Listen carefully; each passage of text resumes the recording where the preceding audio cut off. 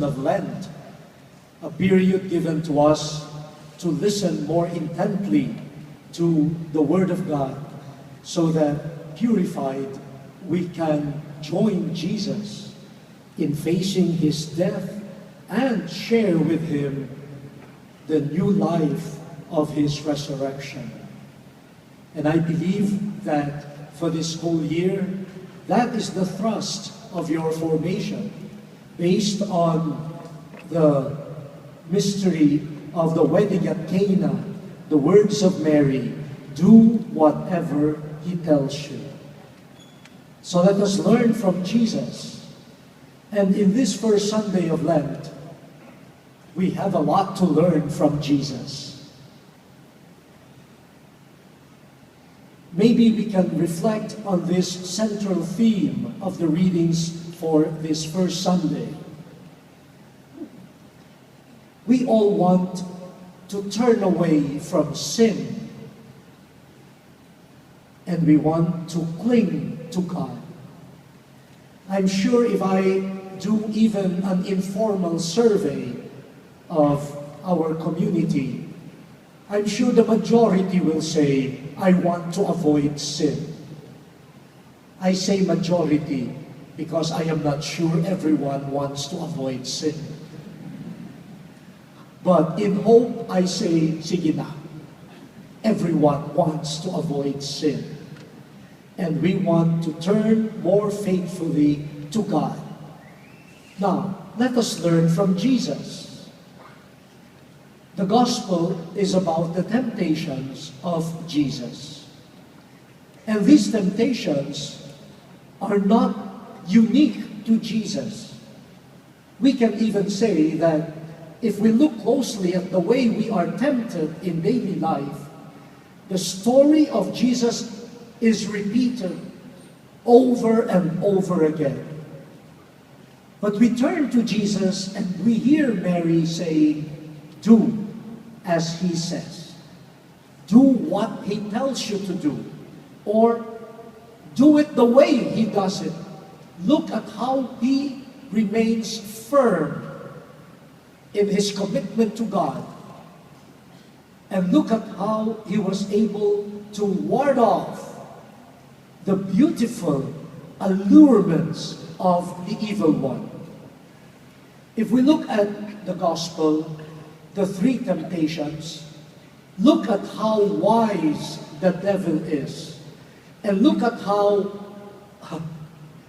he is able to win people to his side, such that even if Mary says, do what my son tells you, a part of us says, wait, why don't you consider what Satan is telling you? Satan is very wise.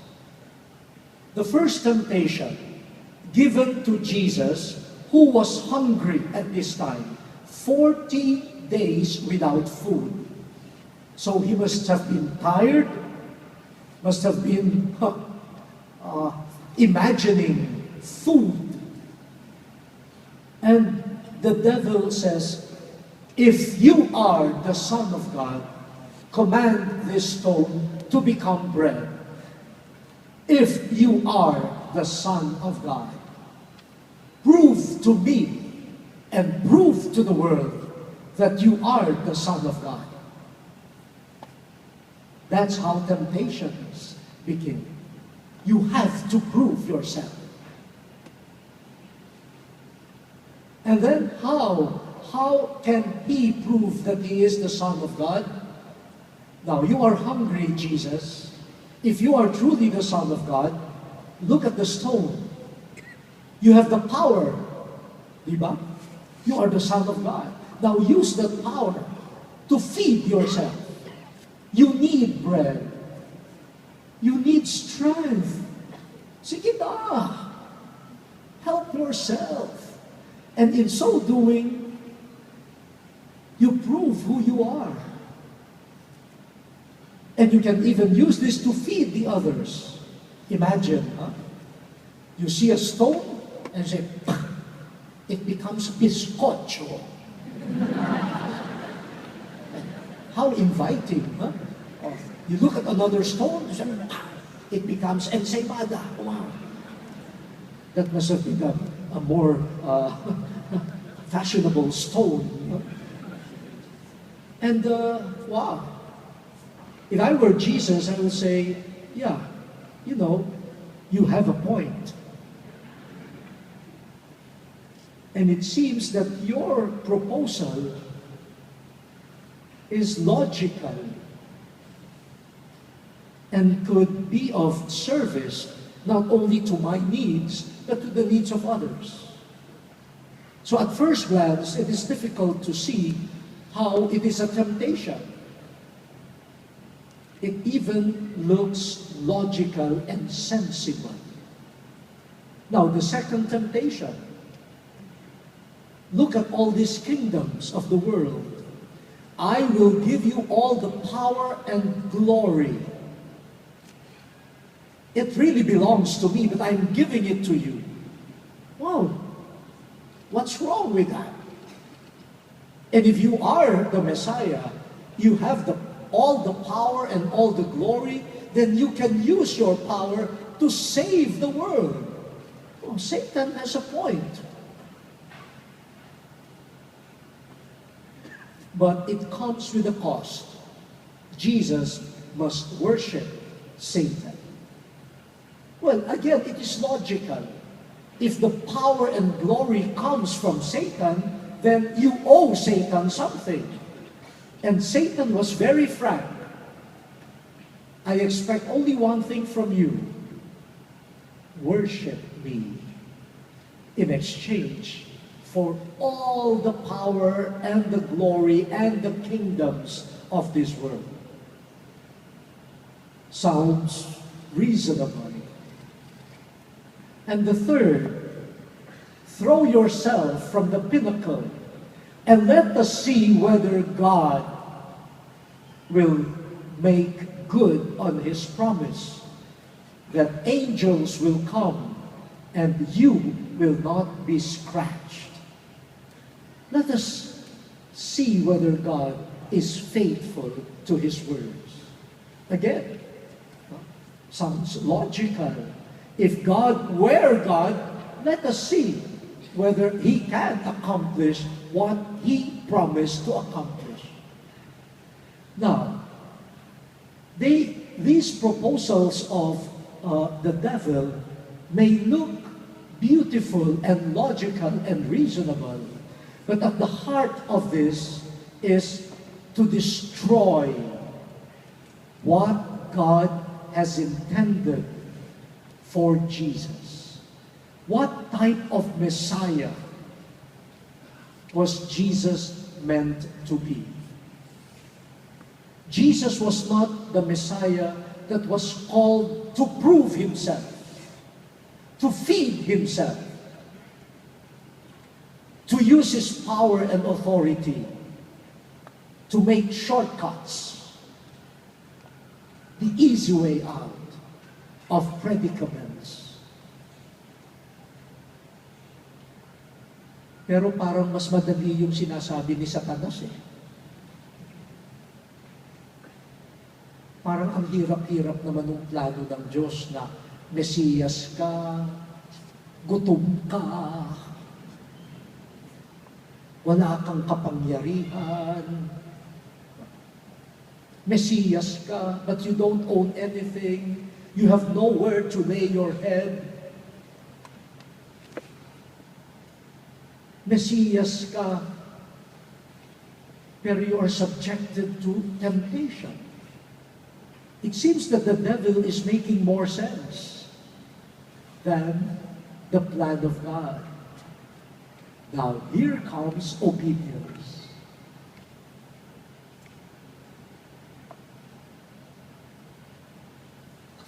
Tayo pa naman ngayon, minsan ang norm natin is not what God says to us through Jesus.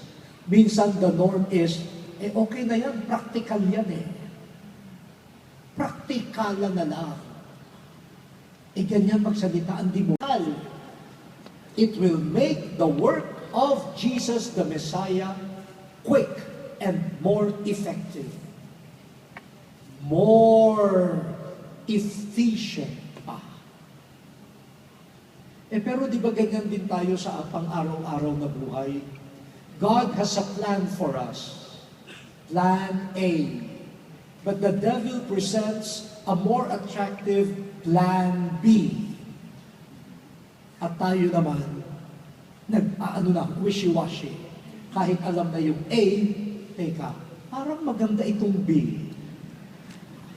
At maya-maya, convinced na nga with Plan B. Halimbawa lang, ang linaw naman ang gusto ng Diyos eh.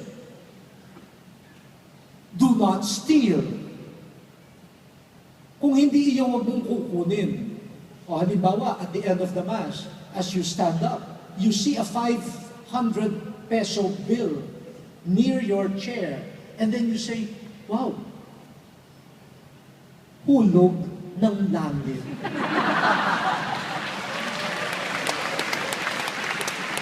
Look at the trick. You don't even think of a neighbor that must have lost this or must be looking for it.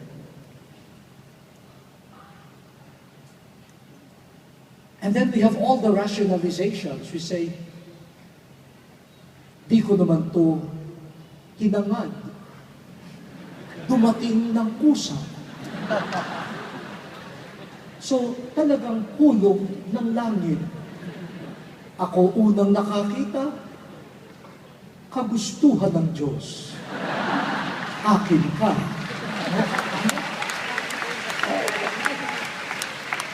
Pero the question is, why did you not even think of a mysterious person who must have worked hard, worked the whole day to earn 500, maybe carelessly put it in his or her pocket, and you find it, and without thinking of that person, whoever that person may be, you concluded, this is a blessing. Hulog ng langit. We always do that. Oh, malinaw, sabi ng Diyos, do not commit adultery. Malinaw naman yun eh. Ay kaya lang, no? What can I do? Nilalapitan ako eh. Gwapo ako eh. Anong magagawa ko? Kasalanan ko ba na attractive ako? Wala na. Yung mga ganyang kaisipan. Alam mo ba? Alam mo namang pari yan eh. O bakit pa?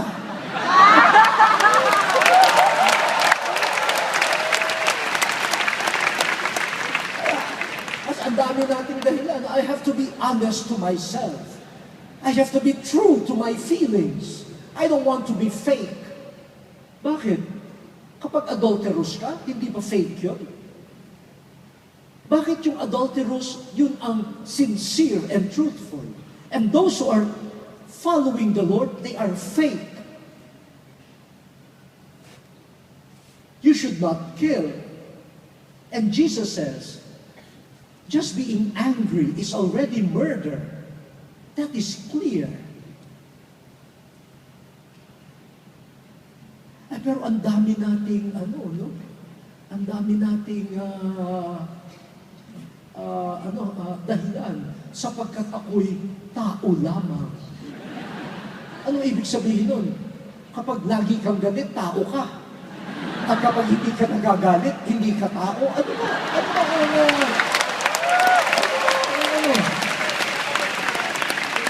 Palakpak kayo ng palakpak, nagagalit na nga ako eh.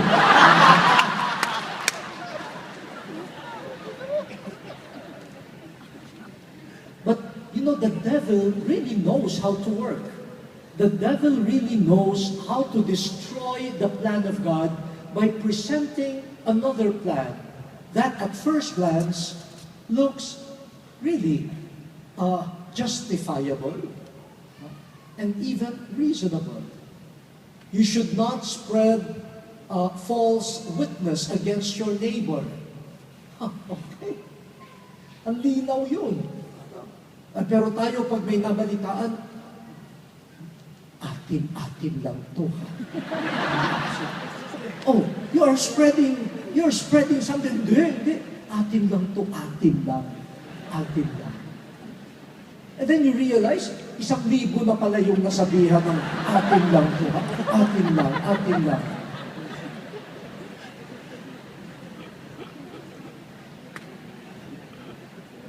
Now, the whole year you say, with Mary, do what He tells you to do. Okay. Oh, Jesus tells us these things. But let us be realistic. The devil also tells us a lot. And when the devil tempts us, it is usually to destroy God's plan for us. God has already a plan for Jesus and how He would be the Messiah. A humble, suffering servant. That is the plan of God. That is how salvation will be won for us by this Messiah. Of all the many ways that God could choose in God's plan, it is the humble way. The way of compassion, of mercy, of crucifixion. It is the way of thirst and hunger. It is the way of not having any place to lay my head. It is the way of being alone and abandoned by friends. How difficult it is for our minds to see this is the way of God. And the devil offers another way.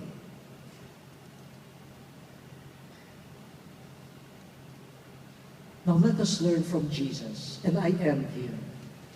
How did Jesus handle the devil and the devil's attractive plan B?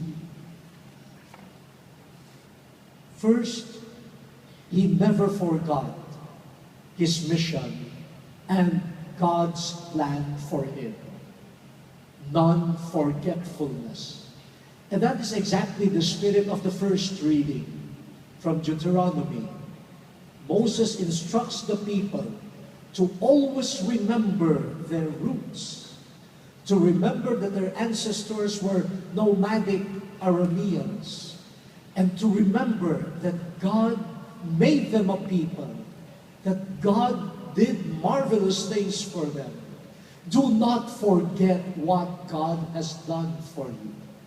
And if our minds and hearts are filled with what God has done for us, the way Mary's heart was filled with the memories of the good things that God has done to this lowly servant, if our minds and hearts are always overflowing with memories of God, no matter what the devil does, your mind and heart will not easily be swayed because it is filled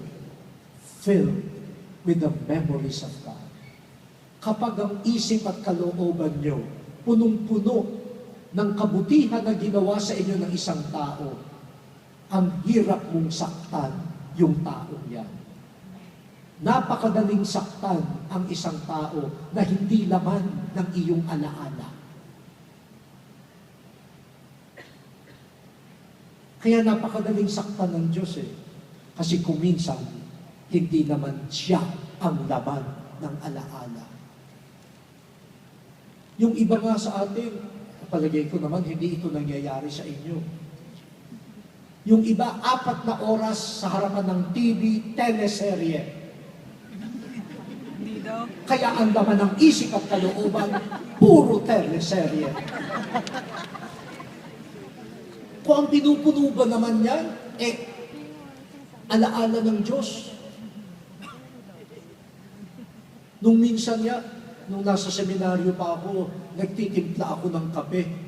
Narinig ko yung mga kusinera nag-uusap. Seryosong seryoso. Sabi nung isa, naku, yung Fernando na yan, kapag hindi yan nag-ingat-ingat, mapapahamak yan. Sabi nung isa, sa isang kusinera, siya naman matigas ang ulo niya hindi siya nakikinig di, ay po, naku, baka may kamag-anak sila na may problema. Di, sumali ako sa usapan, dala ko yung kape ko, hindi nakikinig ako. Tapos, hindi naman, sabi nila, naku, talaga, wala talagang kahihinat yung Fernando yan. Hindi, sabi ko naman, ano ba ang magagawa natin para makatulong kay Fernando?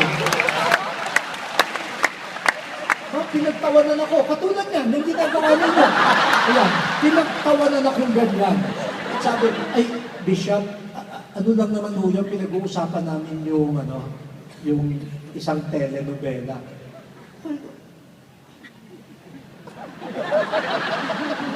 Ganyan nyo kaseryoso.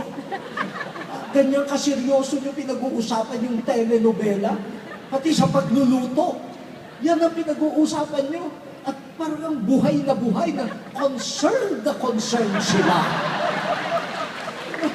Hindi ba po pwedeng ang isip at kalooban ay punuin ng alaala ng Diyos? At kapag dumating yung kontra sa Diyos, masasabi mo, hindi. Kilala ko ang Diyos. Kilala ko kasi ang aking buhay ay puno ng alaala niya. Kaya yung alaala mong yan, lumayas ka. Hindi mo yan po pwede isiksik sa alaala ko sa Diyos. So, ano ang laman ng inyong alaala? Si Fernando.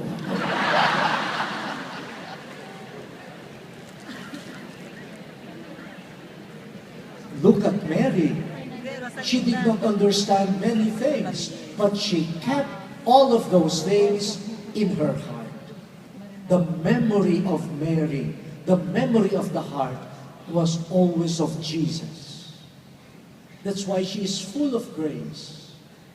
Now, we cannot be on a par with Mary, but if we follow her and keep our minds and hearts filled with the memories of Christ, then the devil will run away. Minsan nga pag nagdadasal at yung ang daming distraction, alam mong ang demonyo ginugulo ka, kinakausap ko yung demonyo, sabi ko, hoy, wag mo akong guluhin ha. Kung gusto mo umupo ka dyan, magdasal ka rin kasabay ko. Tatakbo na yan. Ayaw na yun Ayaw na. Anyayahan mo. Huwag mo akong guluhin. Gusto mo, magdasal ka rin. O, di, ayaw niya yun. Ano siya?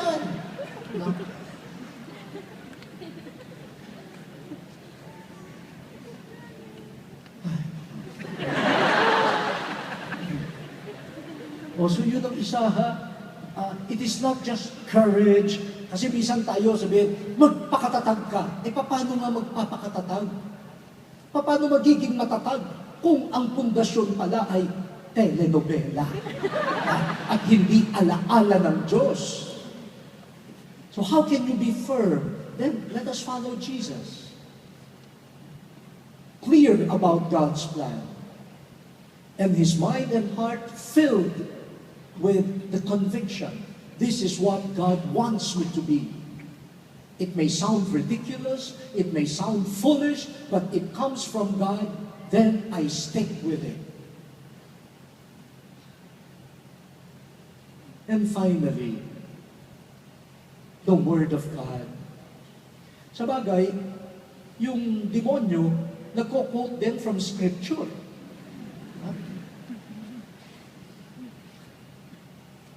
This reminds us that there is a way of using Scriptures that may be a temptation.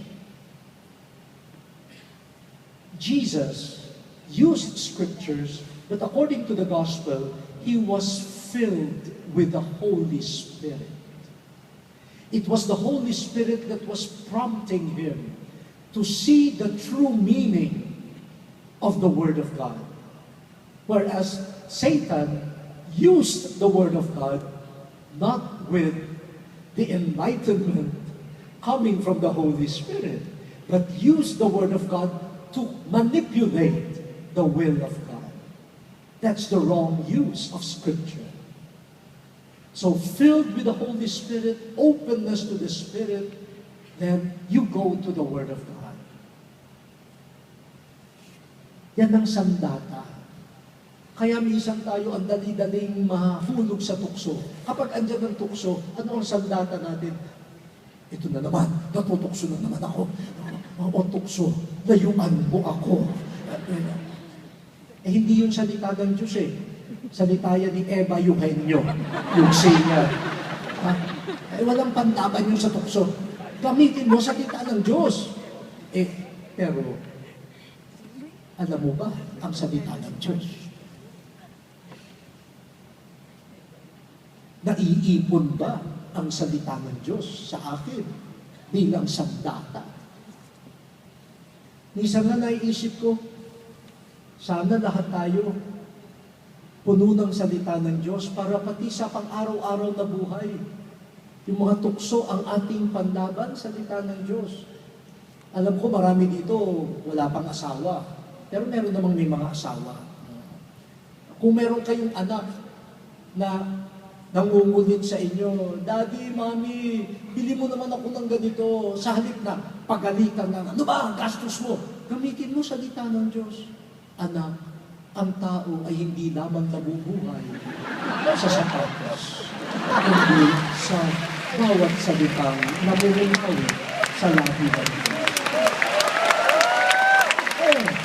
Ganyan dapat nagsasalita ang magulang. At kung tunay kang anak, alam mo rin ang salita ng Diyos, sasabihin mo, Ama, hindi ang kalooban ko, kundi ang kalooban mo. Kung ganyan ba naman sumagot ang mga bata, salita ng Diyos, matutunaw ang puso ng magulang, ibibili na kita. Wala, away tayo na away, hindi naman tayo, mga salita ng Diyos, nadi-distort, kaya patigasan na lang ng kalooban. Hindi nagtutunaw salita ng Diyos ang natutunaw dyan.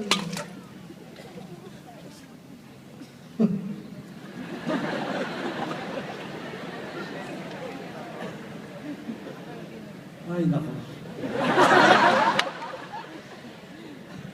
Tapusin ko na nga ito. Saan pa pumunta.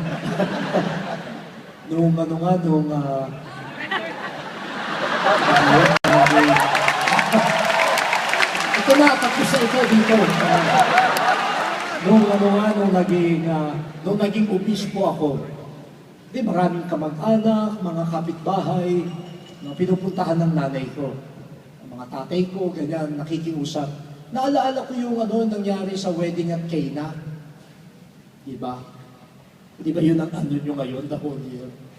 Na nakita ni Maria, ubus na yung alak. Nilapitan niya si Jesus. Anak, they have run out of wine.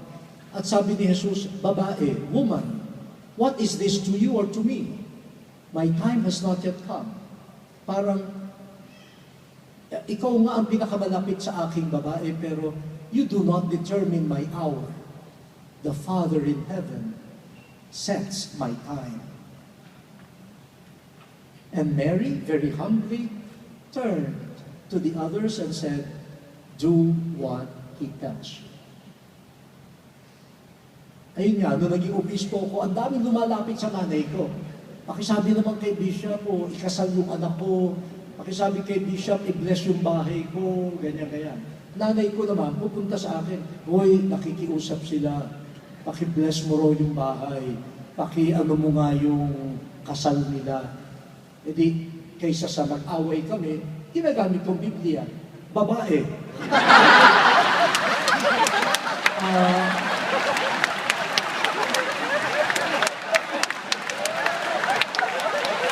Babae. Ano yan sa iyo o sa akin? Hindi ko panahon.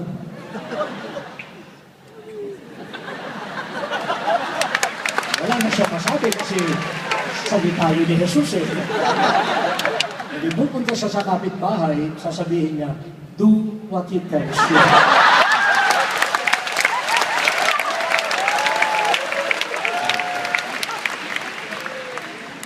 Hindi, pag lumapit yung kapitbahay, sa kayo ha, kung sasabihin ko sa nanay ko, babae, oh, ano,